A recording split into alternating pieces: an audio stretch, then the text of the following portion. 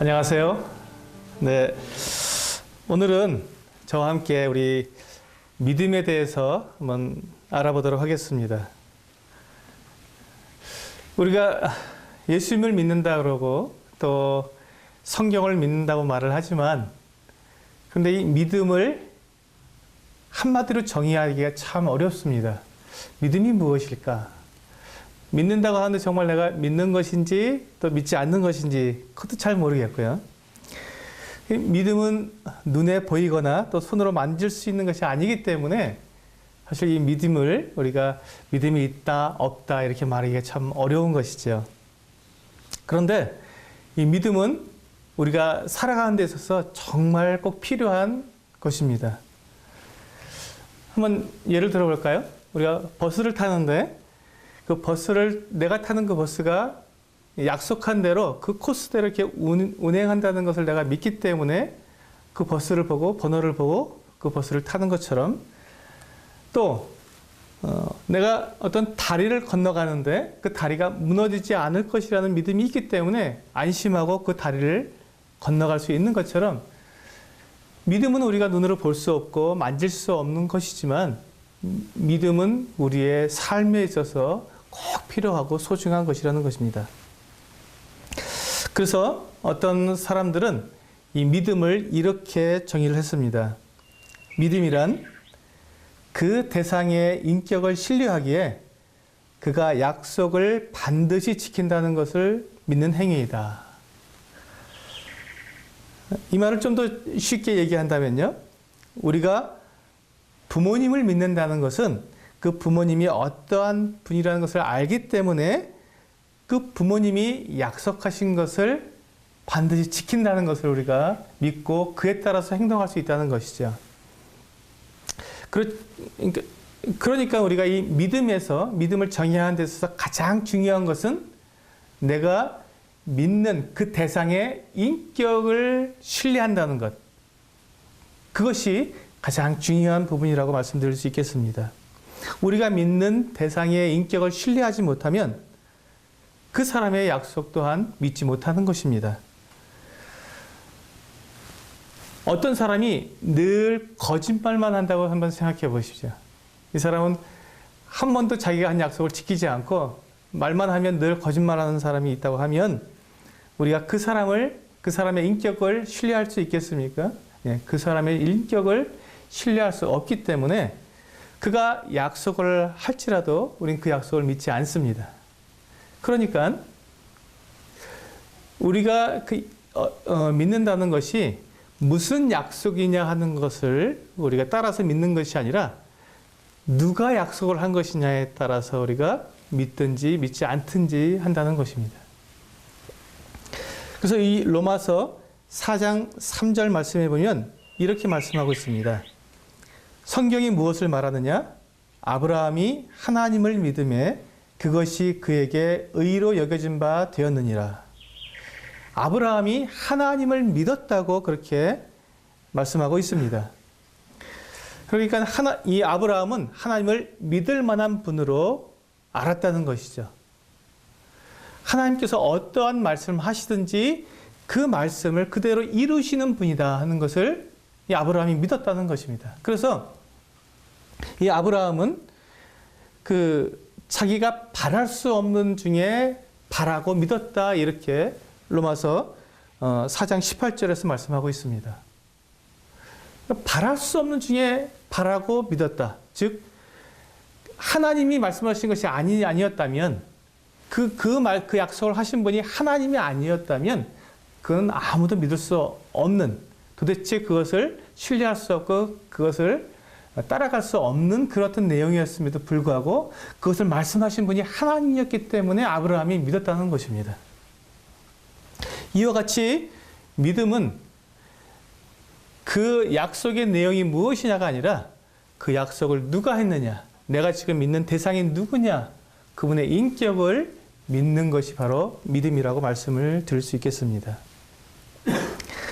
그렇기 때문에 우리가 믿음은 나에게서 나오는 것이 아니라는 것입니다. 믿음은 내가 막 믿어야지 해서 믿어지는 것이 아니라 내가 믿는 그 대상이 누구인지를 정확하게 알게 될 때 믿음이 생기게 된다는 것입니다. 많은 사람들이 이 부분을 오해하고 있는데요. 하나님이 그것을 약속하셨느냐 아니냐에 그 상관하지 않고 그냥 내게 필요한 것, 내가 믿고 싶은 것, 내가 가지고 싶은 것에 대해서 강하게 믿으면 그것이 이루어진다고 생각하고 그렇게 행동하는 분들이 있습니다. 그렇지만 믿음은 분명하게 누가 말씀하셨느냐, 하나님이 그것을 말씀하시지 않으셨다면 그것이 아무리 좋은 내용이라 할지라도 그것은 이루어지지 않을 수도 있다는 것입니다. 하지만 그것이 내가 정말 그게 가능할까라고 의심이 들 정도의 내용이라 할지라도 그것을 하나님께서 말씀하셨다면 그것은 반드시 이루어진다는 것이죠. 그래서 이 믿음은 내가 강하게 믿는다고 해서 그것이 이루어지는 것이 아니고 결국은 내가 만들어내는 것이 믿음이 아니라 그 대상, 누가 이 말씀하셨냐, 누가 이 약속을 했느냐에 따라서 믿음이 생기는 것입니다. 믿음은 그 대상에게 있지 나에게서 나오지 않는다는 것입니다. 그렇기 때문에 이 믿는다는 이 행위는 그 대상을 굉장히 높여주게 되어 있습니다. 나는 당신의 인격을 신뢰합니다. 당신이 충분히 이 일을 할 것을 나는 믿습니다. 나는 당신이 정말 완전하시고 거룩하신 분이고 결코 거짓말을 하지 거짓말을 하지 않는 분이라는 것을 나는 분명히 믿습니다. 라고 내가 그 대상을 높여주는 것이기 때문에 그 믿음은 그 대상을 기쁘게 해주는 것입니다. 그래서 히브리서 11장 6절에 보면 믿음이 없이는 하나님을 기쁘시게 하지 못하나니라고 말씀하고 있습니다. 그러니까 믿음이 있으면 하나님을 기쁘시게 하고 믿지 않는 것은 오히려 하나님을 기쁘시게 할 수 없다고 말씀하고 있는 것입니다.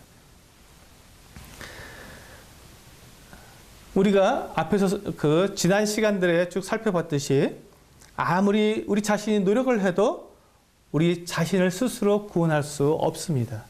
하지만 하나님께서 우리를 그 예수 그리스도를 통해서 구원하시겠다고 하신 그 약속을 우리가 믿으면 하나님께서 그것을 약속해 주셨기 때문에 그 약속을 믿으면 하나님께서 영광을 받으시고 그 약속대로 우리를 구원해 주시는 것입니다.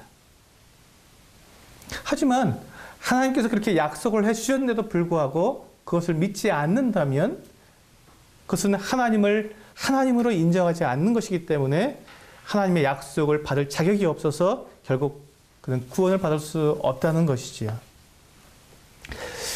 그렇게 믿음은 이와 같이 아주 굉장히 큰 일들, 우리가 생각하지 못하는 그런 아주 놀라운 일들을 하는 능력이 있습니다.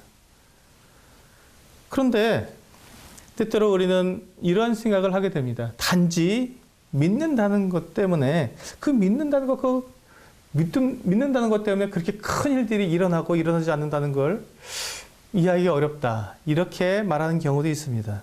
하지만 믿음은 우리가 최선을 다해서 노력하는 것보다 더 큰 일을 이룰 수 있는 그와 같은 능력을 가지고 있습니다. 그래서 이 믿음이 하는 일에 대해서 우리가 알아보기 위해서 이 믿지 않는 일, 불신이라고 그러죠. 이 믿지 않는 일이 하는 일을 거꾸로 한번 생각해 보면 믿음이 어떠한 일을 하는지 더 잘 알 수 있으리라 생각이 됩니다. 우리가 하나님이 약속하신 것을 믿지 않는다면 그러면 어떤 일이 일어날까요? 그것은 하나님을 정말 부끄럽게 만드는 일이 될 것입니다. 그 말은 내가 하나님께서 어떠한 약속을 하셨는데 난 그거 못 믿어 이렇게 말을 한다면 그 말은 못 믿는다는 그 말은 결국 하나님께서는 그 약속을 지킬 능력이 없는 분이다 이렇게 말하는 것입니다. 또 하나님은 거짓말하시는 분이다. 약속했지만 지키지 않는 거짓말하는 분이다 라고 말하는 것과 같습니다. 또한 내가 이렇게 아무리 내가 애쓰고 노력해도 되지 않는데 어떻게 하나님이 그 일을 하실 수 있다 그래? 하는 이렇듯 말은 나하고 하나님을 같은 수준으로 보는 하나님과 내가 동격이라고 말하는 것 같습니다. 이거 어디서 보지 않았나요? 많이 들어본 얘기 아닌가요? 누가 이런 생각을 했고 누가 이런 행동을 했죠? 그렇죠. 사탄이 그렇게 했지 않습니까? 내가 하나님과 한번 비교해 보리라. 나도 하나님처럼 할 수 있지 않을까? 그래서 자기 자신을 높인 일, 교만, 바로 그것이 이 불신에서 나온 바로 그와 같은 일과 같은 것입니다. 그러니까 하나님을 믿지 않는 것은 이와 같이 믿지 않는다는 것은 이와 같이 아주 그 믿는 대상을 정말 부끄럽게 하고 그 인격을 완전히 망가뜨리는 정말 무서운 일을 하는 것입니다. 그렇기 때문에 믿지 않는 것이 죄라고 말씀하고 있는 것이죠. 사탄이 우리에게 계속해서 뭐라고 가르쳐 줍니까? 하나님이 과연 그 일을 하실 수 있을까? 너 그렇게 행동하는데 하나님이 약속을 지키실까? 하고 우리에게 계속해서 불신하는 마음, 의심하는 마음을 계속해서 넣어주고 있습니다. 그 말은 하나님을 믿지 말라는 말이 되기 때문에 결국 계속해서 하나님을 떠나서 살도록 이 사탄이 우리를 유혹하고 있는 것입니다. 하나님을 믿지 않는 사람은 결국 하나님께 죄를 짓는 것이고 결코 하나님의 약속을 받을 수 없는 사람이 되는 것입니다. 하지만 이제 하나님을 믿는 사람은 이렇게 말을 할 것입니다. 맞습니다. 저는 할 수 없습니다. 하지만 하나님은 저와 같은 사람이 아니시고 하나님이시기 때문에 하나님께서 저를 구원해 주시겠다는 그 약속을 저는 믿고 감사히 받아들이겠습니다. 하나님은 이 일을 이루실 능력이 있으십니다. 라고 말하는 것입니다. 그러면 그렇게 우리가 하나님으로 인정하고 하나님을 높여드리면 하나님께서 바로 영광을 받으시고 기뻐하시고 하나님께서 하나님의 위치에 계신 것이고 또 우리는 하나님께 속하는 것이 되기 때문에 이것이 바로 믿음의 능력이 되는 것이고 하나님을 기쁘시게 하는 것이기 때문에 하나님께서 그 일을 그대로 이루어 가신다는 것입니다. 이것이 믿음입니다. 그래서 이 믿음은 하나님을 기쁘시게 하고 하나님을 높여드리는 것뿐만 아니라 우리가 할 수 없는 그 일을 할 수 있도록 만드는 능력이 되는 것입니다. 그래서 아브라함도 바로 이와 같은 믿음으로 하나님을 높여드리고 하나님을 하나님 되게 만들었기 때문에 그가 하나님으로부터 의롭다함을 받게 된 것입니다. 사람은 사탄에게 속아서 자기 스스로 의롭게 될 수 있는 방법이 없습니다. 누가 자기 자신을 의롭게 할 수 있겠습니까? 자기 자신을 완벽하게 누가 만들 수 있겠습니까? 결코 그렇게 할 수 없습니다. 그런데 하나님께서는 그렇게 약속해 주신 것을 믿음으로 하나님께서 우리를 그렇게 의롭게 만들어 주시는 것이지요. 우리의 죄를 용서해 주신다고 약속하신 그것을 그대로 하나님께서 이루어 주시는 것입니다. 믿음은 이와 같이 우리를 그 죄에서부터 건져내서 의로, 사망과 멸망에서부터 영원한 생명으로, 사탄에게서부터 하나님께로 옮겨놓는 이와 같은 능력이 있는 것입니다. 그러니까 바로 우리가 믿음으로 구원을 받는 것입니다. 하나님께서는 요한복음 3장 36절에서 아들을 믿는 자에게는 영생이 있다고 약속해 주셨습니다. 아들을 믿는 자는 영생이 있다. 그 약속대로 우리가 이 약속을 믿는다면 우리가 예수 그리스도를 믿게 되겠죠. 그러면 하나님께서 약속하신 그것을 이루시는 분이기 때문에 우리에게 영생을 주시는 것입니다. 우리가 영생을 얻기 위해서 우리가 할 수 있는 일이 무엇이 있겠습니까? 사람은 자기가 스스로 영생을 얻도록 하는 그 어떤 일도 우리는 할 수가 없습니다. 하지만 사탄은 우리에게 이렇게 속삭이죠. 네가 믿는다고 어떻게 영생을 얻겠어? 믿음만으로 네가 영생을 얻는 건 없어. 열심히 노력을 해야지. 그리고 최소한 성의는 보여야 될 것 아니니? 그럼 네가 착한 일을 하고 죄를 짓지 않고 욕도 하지 않고 악한 마음도 품지 않고 그렇게 네가 착한 사람이 되어야 하나님이 보시고 너를 가상히 여기셔서 그래 네가 이렇게 열심히 하는 걸 보니까 내가 네 노력을 보고 너에게 영생을 좀 주겠다 이렇게 말씀하시지 않겠어? 하고 사탄은 우리에게 이렇게 속삭이는 것입니다. 하지만 이와 같은 속임에 넘어가서 내가 영생을 얻어보려고 애를 쓰지만 영생은 우리가 믿는 것, 예수 그리스도를 믿는 것 외에는 우리가 영생을 얻을 수 있는 길은 없습니다. 영생은 하나님이 주시는 것이기 때문에 그렇습니다. 그러니까 믿음으로 우리는 영생을 얻는 것입니다. 이 사탄은요, 하여튼 언제든지 하나님의 말씀을 거꾸로 바꾸어 놓습니다. 하나님이 정령 죽으리라 말씀하셨는데 죽지 않겠다.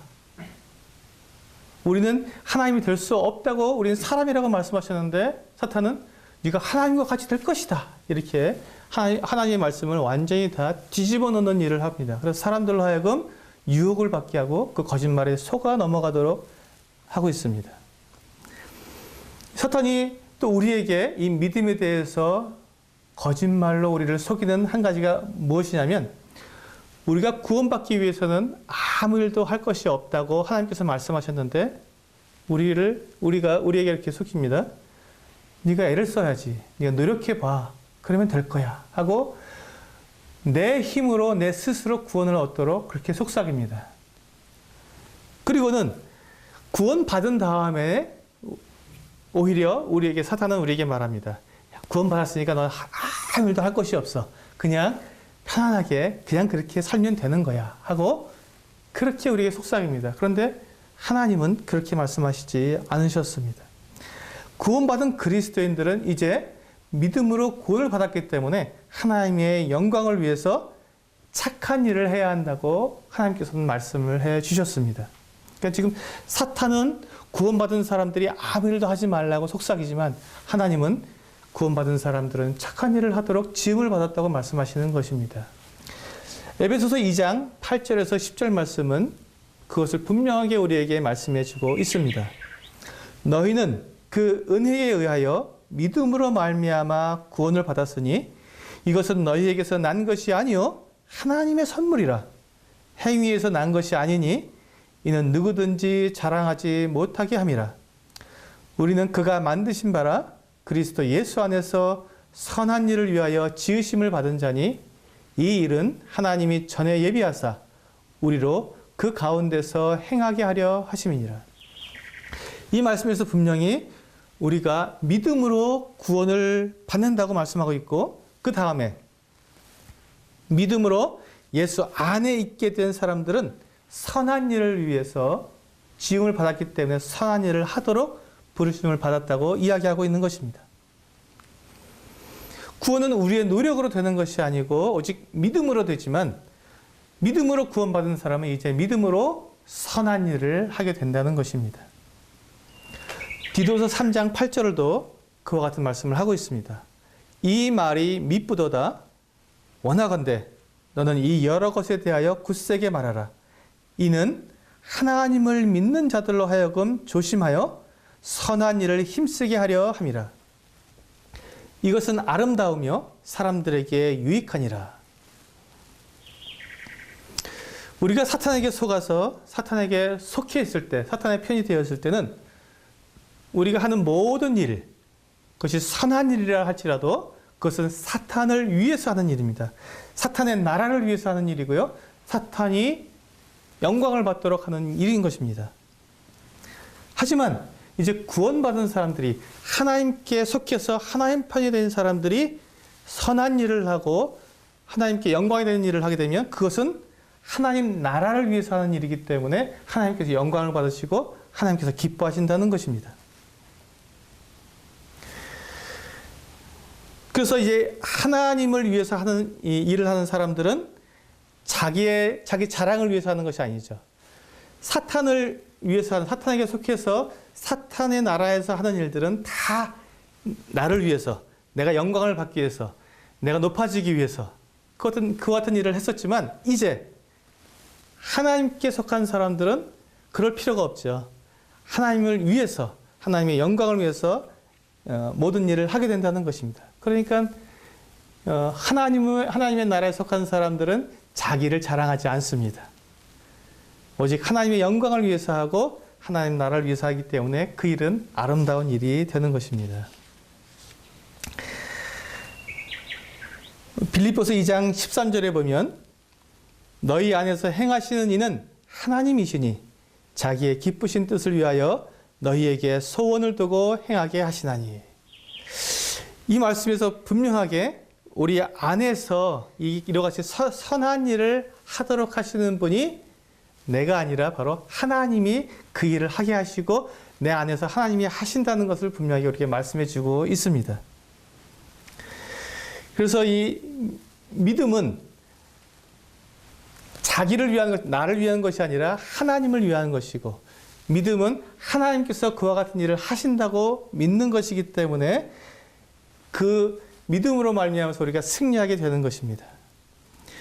그래서 우리 안에 성령님이 계시기 때문에 이 성령께서 우리를 사용하셔서 계속 선한 일을 하게 하시고, 결국 우리의 옛 성품은 나를 나타내고 나를 자랑하게 하지만 우리 안에 들어와 이 새 성품이 나를 하나님께로 영광 돌리는 일을 하게 하기 때문에 우리는 이제 하나님께 속한 사람으로서 하나님을 기쁘시게 할 수 있다는 것입니다. 그러면 이렇게 하나님의 영광을 위해서 일을 하게 되면 그러면 나는 아무것도 아닐까요? 그 같은 일을 하는 나에게는 아무 일도 일어나지 않을까요? 그렇지 않습니다. 마태복음 10장 42절에서 예수님은 이와 같이 말씀해 주셨습니다. 또 누구든지 제자의 이름으로 이 작은 자 중 하나에게 냉수 한 그릇이라도 주는 자는 내가 진실로 너희에게 이르노니 그 사람이 결단코 상을 잃지 아니하리라 하시니라. 예수님을 믿은 그리스도인들이 하나님의 말씀에 순종해서 하나님의 말씀을 믿음으로 착한 일을 했을 때 하나님은 그에게 상을 주신다는 것입니다. 내가 하나님을 위해서 일을 했을 때 나에게 상을 주신다는 것을 믿는 것이죠. 그래서 우리가 그 하나님의 인격을 신뢰한다면 하나님께서 우리에게 맡기신 일을 내가 잘했을 때 하나님은 우리의 수고를 잊어버리는 분이 아니고 우리의 수고에 합당하게 보상해 주시는 분이라는 것을 우리가 믿을 수 있다는 것입니다. 이 보상은 내가 어떤 일을 했을 때 그거에 대한 대가를 받는 것과는 다릅니다. 그것은 그냥 삭시죠. 내가 일한 것에 대한 월급을 받는 것이지만 이 보상이라는 것은 내가 일한 것에 넘치도록 받는 상입니다.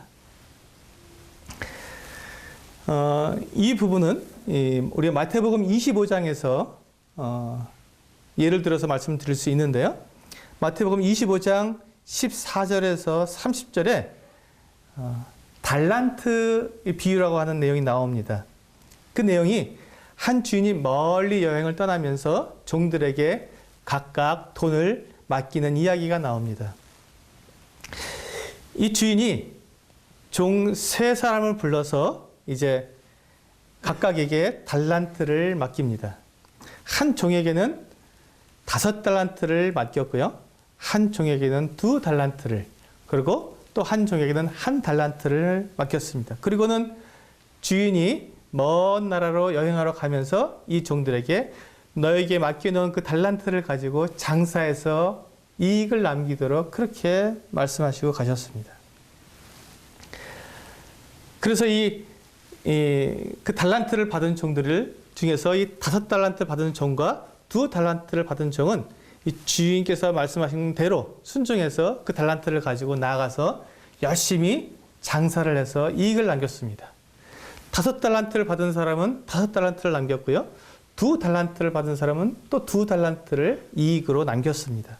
그런데 1달란트를 받은 사람은 그 주인에게서 1달란트를 받았는데 가만히 생각해 보니까 이 주인이 참 고약한 주인이라고 생각했던 것입니다. 주인은 자기는 일도 안 하고 나한테 일을 시키고 자기는 멀리 여행 갔다가 또 돌아와서 내가 일한 것을 도로 다 뺏어가는 걸 보니까 이 주인은 고약한 분이구나. 아주 욕심쟁이고 아주 믿을 수 없는 분이다. 이렇게 생각을 하고는 내가 그렇게 해서 내가 노력한 것을 다 뺏길 수는 없어 하는 생각으로 그 한 달란트를 땅을 파서 거기다 묻어두었습니다. 그리고는 그냥 놀고 먹고 지냈죠. 그런데 이제 주인이 여행을 다 마치고 돌아온 날이 되었습니다. 주인이 돌아와서 이 종들에게 맡겨놓은 그 돈이 있으니까 자, 너희들 어떻게 했나 보자 하고 다 그 돈을 가지고 오라고 했습니다. 그랬더니 이 5달란트를 받은 사람은 자기가 또 5달란트 받았으니까 10달란트를 가지고 와서 주인이 보십시오. 주인님이 나에게 맡겨놓은 돈으로 이렇게 장사를 해서 이렇게 이익을 남겼습니다. 또 2달란트를 받은 사람도 나와서 주인님 저에게 2달란트를 맡기셨는데 제가 또 2달란트를 받아서 이게 4달란트를 갖고 나왔습니다. 하고 주인에게 보였습니다. 주인이 정말로 기뻐하면서 잘했다. 너희들 정말 잘했다. 착하고 충성된 종이구나. 자, 이제 너희들은 내 주인의 나와 같은 기쁨에 같이 들어가자. 같이 즐기고 같이 우리 기쁨을 누리자 하고 이야기한 것입니다. 그런데 이 한 달란트를 받은 사람은 가서 그 땅에 묻어놓았던 한 달란트를 가지고 와서 주인에게 드렸습니다. 주인님, 저는 주인님이 아주 고약한 분이라고 생각했습니다. 어떻게 주인님은 일도 안 하고 저한테 시켜서 제가 일한 것을 주인님 다 뺏어가려고 하십니까? 그래서 저는 일을 하지 않고 그냥 묻어두었다가 주인님께 그냥 도로 돌려드립니다. 하고 이야기했습니다. 그러자 이 주인은 다른 종에게 이야기했습니다. 저 한 달란트를 갖고 있는 사람에게서 그 한 달란트를 뺏어라. 그리고는 저 5달란트 받았던 사람에게 그 한 달란트를 주어라. 이렇게 말을 했습니다. 그 한 달란트 받은 사람은 주인을 믿지 못했기 때문에 주인의 그 인격을 믿지 못했기 때문에 아무 일도 할 수 없었고 보상이 없다고 생각했지만 하지만 주인은 그런 분이 아니었습니다. 그 주인은 그 5달란트 받았던 사람이나 2달란트 받았던 사람에게 자, 너희가 더 큰 일을 할 것이다 하고 그들이 5달란트를 받았던 사람이 남긴 5달란트, 10달란트를 가지고 그들이 계속해서 생활하도록 그렇게 맡겨두었습니다. 그리고는 한 달란트까지 빼앗아서 오히려 더 받아서 11달란트를 가지고 그가 생활하도록 그게 더 큰 일을 맡긴 것입니다. 2달란트 받았던 사람에게는 이젠 4달란트를 맡겨서 그가 일하도록 더 크게 그에게 보상한 것이죠. 우리가 믿는 이 하나님도 결코 우리에게 우리가 한 그 착한 일, 선한 일, 하나님의 영광을 위해서 한 일에 대해서 그냥 무시하고 그것을 인정하지 않는 그 같은 분이 아니라 반드시 우리에게 상을 주시고 우리에게 보상해 주시고 우리를 기쁘게 하시고 하나님의 그 영광과 하나님의 그 기쁨을 우리와 함께 누리시도록 그렇게 우리에게 배려하시는 분이라는 것입니다. 우리가 믿는 그 하나님, 우리가 하나님을 믿는다는 것은 바로 그와 같은 인격적인 하나님, 약속하신 것을 충분히 이루실 뿐만 아니라 우리에게 넘치도록 보상하시는 그 하나님을 우리는 믿고 있는 것입니다.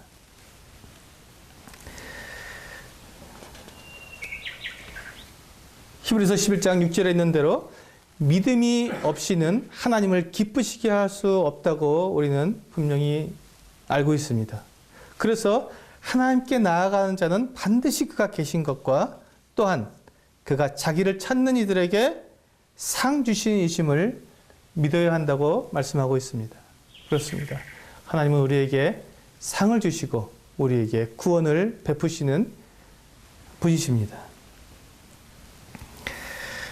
정리해 보겠습니다.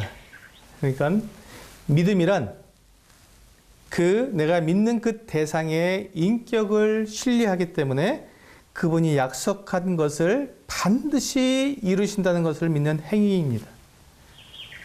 여기서 중요한 것은 그분의 인격을 신뢰한다는 것이라고 말씀을 드렸습니다.